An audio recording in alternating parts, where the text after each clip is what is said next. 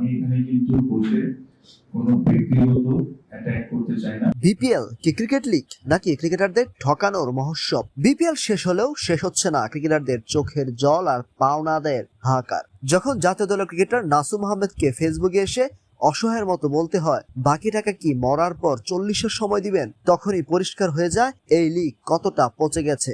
70 লাখ টাকার চুক্তিতে অর্ধেক টাকা মেনে দিয়ে ফ্র্যাঞ্চাইজি মালিকরা যখন আয়েশ করে, তখন মাঠের পারফর্মারদের জীবন কাটে অনিশ্চয়তায়। একই নোংরামের শিকার এনামুল হক বিজয়ও। পকেটে বাউন্স হওয়া চেকের বান্ডিল নিয়ে দাঁড়িয়ে দাঁড়িয়ে ঘুরছেন তিনি। 30 লাখ টাকা বকেয়া, কিন্তু বিসিবি বা বিপিএল গভর্নিং কাউন্সিলের কারও যেন কোনো দায় নেই। মেল আর ফোনেও যখন কোনো কাজ হয়নি, তখন চারদিকে ছিল শুধু নিস্তব্ধতা। ক্রিকেটারদের এই বিপদে যখন পুরো সিস্টেম হাত গুটিয়ে বসেছিল, যখন তাদের পাশে দাঁড়ানোর মতো কাউকে খুঁজে পাওয়া যাচ্ছিল না, তখনই দৃশ্যপটে হাজির হয়ে টেবিল চাপড়েছেন তামিম ইকবাল। তামিম আজ আর কোনো রাগ ঢাক রাখেননি। ক্রিকেটারদের পাওনা টাকা নিয়ে যারা ছিনিমিনি খেলেছে তাদের গালে যেন এক চপেটাঘাত করেছেন তিনি। তামিম আজ মুখের উপর বলে দিয়েছেন, বন্ধু দেখে ফ্র্যাঞ্চাইজি দেওয়ার দিন শেষ। ফ্র্যাঞ্চাইজ সিলেকশন প্রসেস যেটা যারা দায়িত্বে থাকেন, যখন যারা করেন, তারা যখন নিজেদের নিয়ম ভেঙে অন্য ফ্র্যাঞ্চাইজিদেরকে, ওটা কি বন্ধু বান্ধব না অন্য কিছু আমি এটা তো বলতে পারছি না, বাট তাদেরকে যখন ফ্র্যাঞ্চাইজ অ্যাভয়েড করে দেন, তখন কিন্তু তারা নিজেরাই, বিসিবি নিজেরাই তাদের রুলস ভাঙছে। তারপরে যখন ওই ফ্র্যাঞ্চাইজ টাকা পয়সা দেয় না প্লেয়ারদেরকে, ন্যাচুরালি বিসিবির কাছে তো ব্যাংক গ্যারেন্টি নাই যে ব্যাংক গ্যারেন্টি ভাঙে টাকাটা দিয়ে দিবে।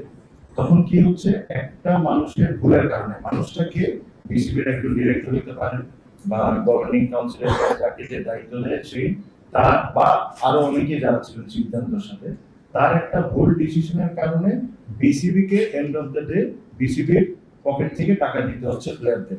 সম্পর্কের খাতিরে নিয়ম শিথিল করে গুটি কয়েক বন্ধু আর অযোগ্য মালিকদের হাতে বিপিএল কে তুলে দেওয়াটাকেই তিনি অপরাধ হিসেবে চিহ্নিত করেছেন।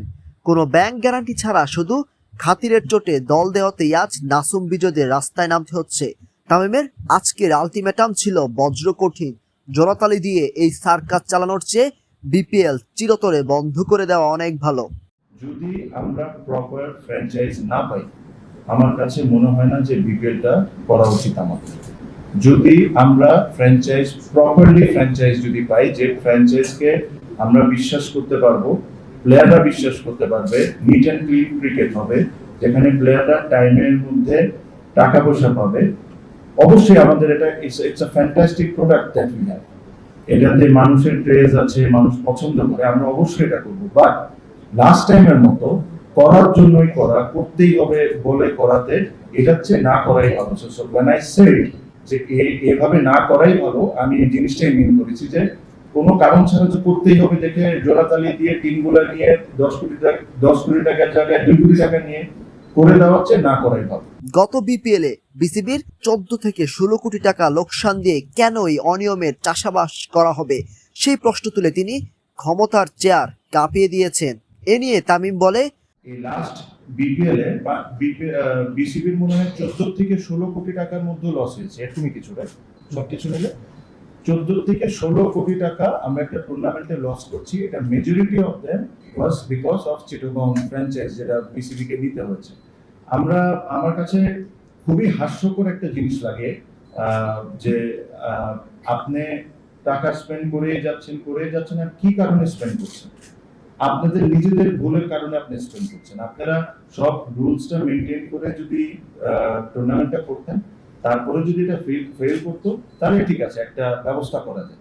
বাট আপনারাই নিজেরাই বসে দায়িত্বে প্রত্যেকটা রুলস আপনারা ফেল করছেন। যেখানে সবাই পিঠ বাঁচিয়ে চলতো, সেখানে তামিম একাই পাহাড়ের মতো দাঁড়িয়ে ক্রিকেটারদের বঞ্চনার জবাব দিচ্ছেন। নাসুম আর বিজয়ের পাশে দৃশ্যত কেউ না থাকলেও তামিমের এই মারমুখী অবস্থানই বুঝিয়ে দিচ্ছে বিপিএল আর কারো পকেটে ভরার মাধ্যমে হতে পারবে না। হয় নিয়ম মেনে টাকা শোধ হবে, নয়তো বিপিএল ইতিহাসের পাতায় হারিয়ে যাবে।